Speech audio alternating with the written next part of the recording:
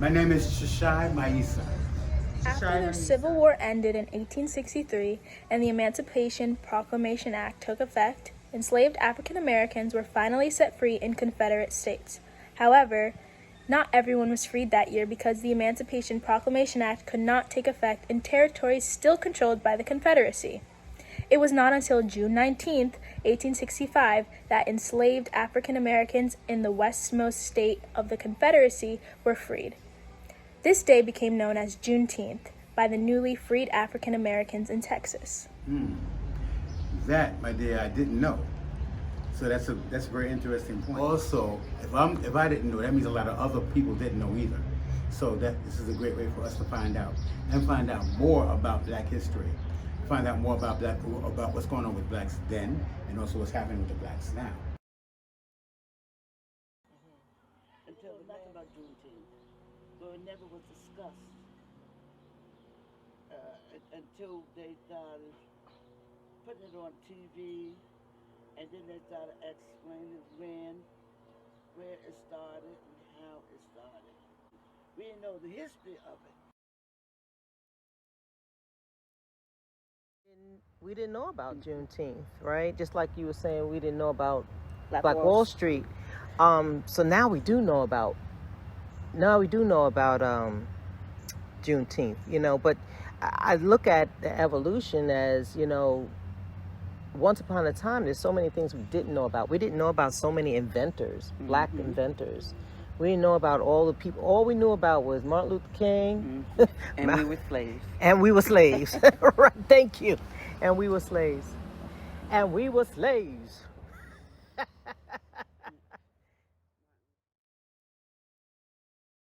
did you first hear about Juneteenth? I heard about Juneteenth when I was a young person, almost a child, in North Carolina, where I was raised. Wow. How did you guys commemorate Juneteenth? We didn't. Very few states, people, or cities could actually celebrated Juneteenth. It was felt at the same time when I first heard it. It was known as a holiday for Texas, because that's who was the last to get the word about being free. So in Texas, it's been celebrated forever, from my understanding.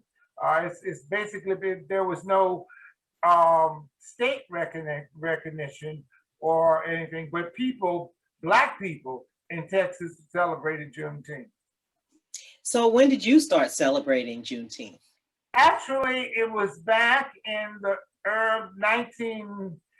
I think it was like 19, I don't know, somewhere around 1980 something, 89 maybe, something like that. By that time though, I was living in New York and I was an adult, and that was the first Juneteenth in Rockland County that was ever celebrated. I was part of that planning committee along with Francis Pratt, myself, Linda Epps, and there were a few other people that lived here in Rockland that planned a Juneteenth celebration, and it was held over in Spring Valley. That was the first. Wow, very nice. Do they still celebrate today? Yes. In fact, now they have several Juneteenths. Everybody that has a village almost has a Juneteenth celebration. So, as you know, this year, Juneteenth's theme is the evolution of Juneteenth.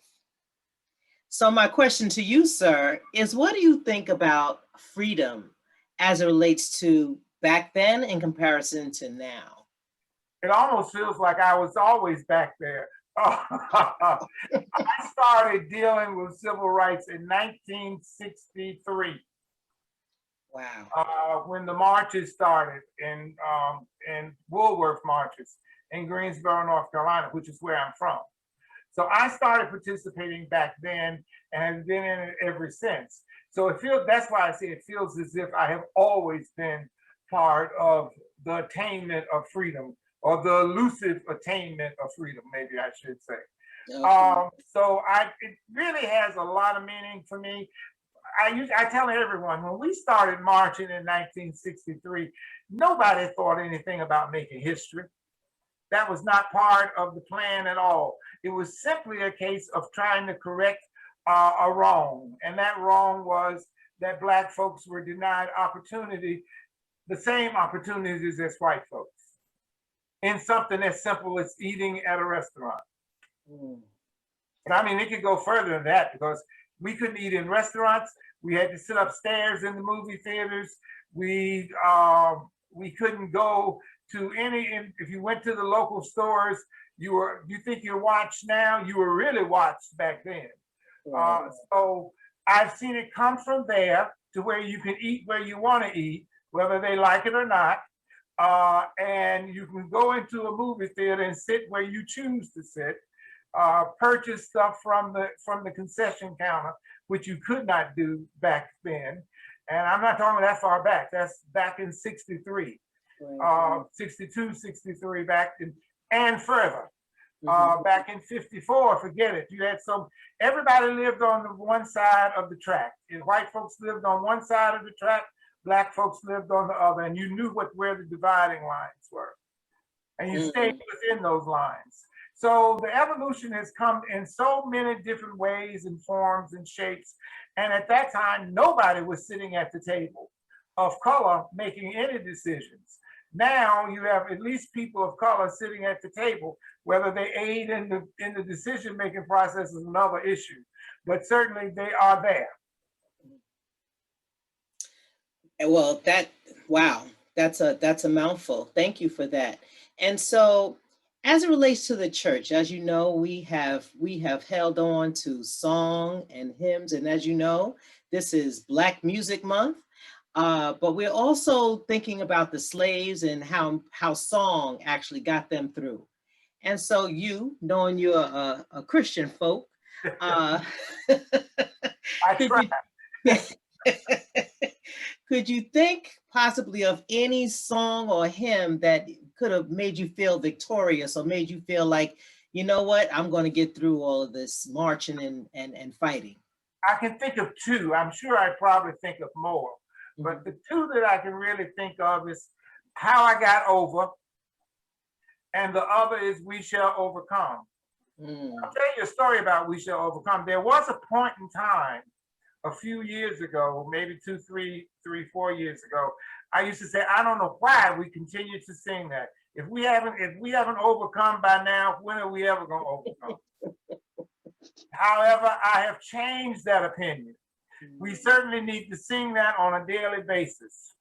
And How I Got Over is the recording of what all we went through to get to where we are. And there are a lot of people that have suffered and died to get just where we are. Indeed, indeed, indeed. So if you were to put Juneteenth celebration today, in your own words, what would you say is the importance of celebrating this holiday? I think the importance of celebrating this holiday is as significant as it was back when they finally got the word that they were free. And the reason I say that is because there are so many ills that fall upon people of color that we have to remember that, yes, while we have the title freedom, it does not necessarily mean that we are free. Many people still have difficulty in all kinds of areas: economics, health, education, and I could go on and on, but many people still have those ills. And as Martin Luther King said, and I don't like quoting people all the time, but in this instance, I think it's appropriate, we're not free until everybody's free. And where everybody has the same privileges as everybody else has.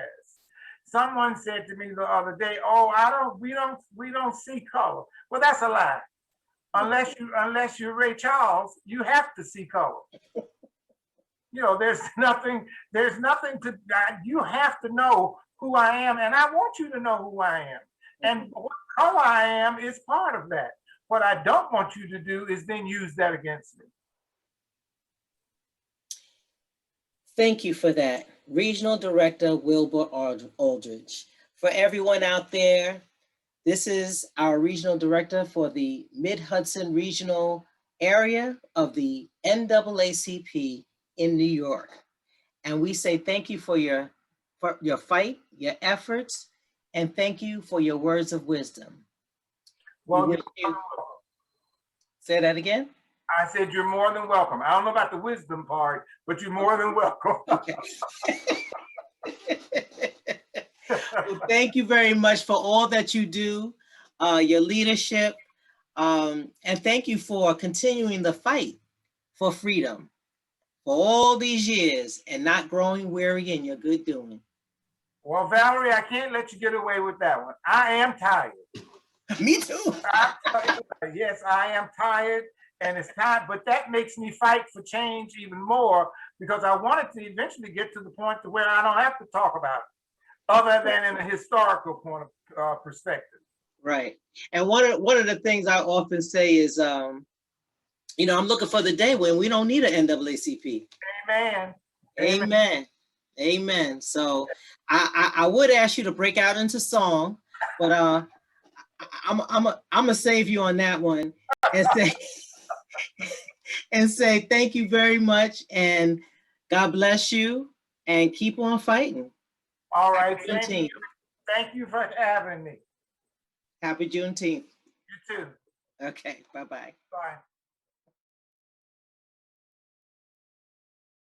Celebrate Juneteenth. I don't. I do love the festivities and I love watching everybody else celebrate it, but I feel a little weird celebrating it because I just don't know very much about it.